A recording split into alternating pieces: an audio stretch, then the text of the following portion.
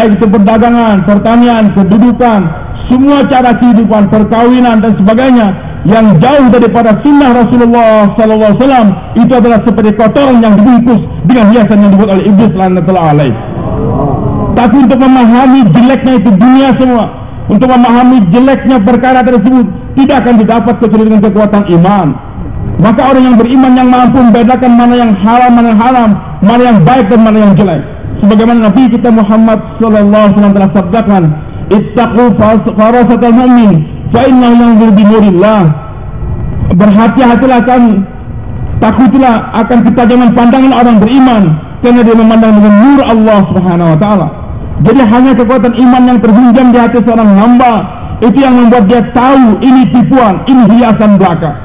Tanpa kekuatan iman, maka hadirin, orang tidak akan mampu membedakan mana yang baik, mana yang jelek, mana yang kotor, mana yang namanya kotoran, mana yang namanya perkara yang sebenarnya. Hadirin Allah Subhanahu wa taala. Jadi kalau kita pahami betul-betul itu hanyalah hiasan saja yang dibuat oleh iblis. Tanpa kekuatan iman, kita tidak bisa membedakan itu semua. Maka hadirin yang dimuliakan Allah Subhanahu wa taala, kekuatan iman ini akan bisa membedakan itu semua. Maka itulah Syekh Ilyas rahmatullah katakan bahwasanya saya tidak memberikan nama atas gerakan yang sedang kita kerjakan ini.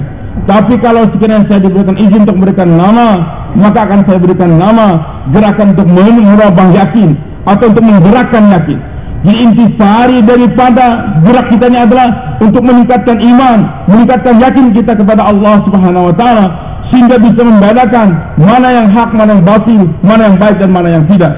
Dan sebelumnya tadi beliau katakan juga hadirin Subhanahu wa taala, kita sebagai hamba Allah, bahwasanya makhluk kita hanyalah Allah, ma'bud kita hanyalah Allah, masjid orang yang kita yang berhak untuk kita sujud kepada dia hanyalah Allah, yang kita cinta hanyalah Allah. Selain daripada Allah, saya tidak akan sujud kepada dia, tidak akan saya cinta hanya cinta kepada Allah, saya tidak akan tunduk kecuali hanya kepada Allah, dan tidaklah saya cari hanya Allah.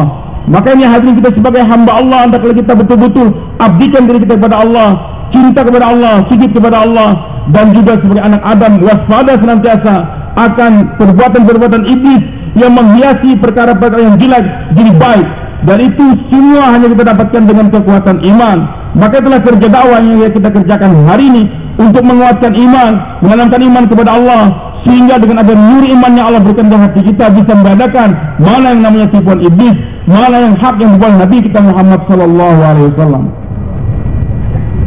Makanya para sahabat radhiyallahu anhum, ketika iman sudah terhunjam di hati mereka, kemanapun mereka pergi itu yang mereka suarakan. Mereka senantiasa berpegang teguh kepada cara kehidupan Nabi Muhammad sallallahu alaihi wasallam. Pergi mereka ke Romawi, pergi mereka ke Persia, itu yang mereka bawa senantiasa kekuatan iman yang mereka bawa. Dan apa yang dibawa oleh Nabi SAW, sunnah Nabi SAW itu yang mereka suarakan, itu mereka sampaikan senantiasa. Sehingga hati mereka tidak terkesan dengan glamor dunia yang ada di mereka oleh musuh, tapi mereka senantiasa yakin bahwasanya yang membuat mereka mulia, yang mereka jaya adalah kehidupan Nabi Muhammad SAW. Bahkan aneh, ketika Haram bin Milhan radhiyallahu anhu berperang, lembing telah menembus badan dia, darah pun mencurat, dia bisa meneriakkan suara, "Fustu Rabbil Ka'bah, saya menang demi Tuhan Ka'bah.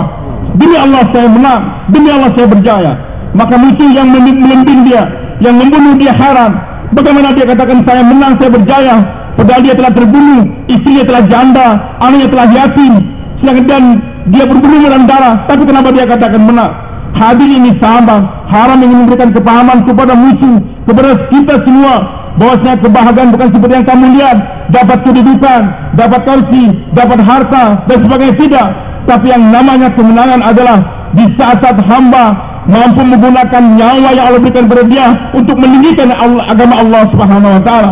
Yang namanya kemenangan, kejayaan adalah di saat hamba mampu menggunakan harta yang Allah berikan kepada dia untuk meninggikan agama Allah Subhanahu wa taala.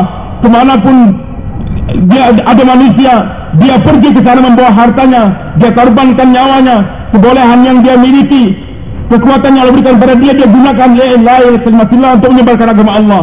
Pergi menjumpai manusia dimanapun itu manusia berada, jauh-jauh dia pergi untuk menyampaikan kalimat Allah agar manusia semua terhunjam iman mereka kepada Allah. Itu cara yang dibawa oleh Nabi kita Muhammad sallallahu alaihi wasallam.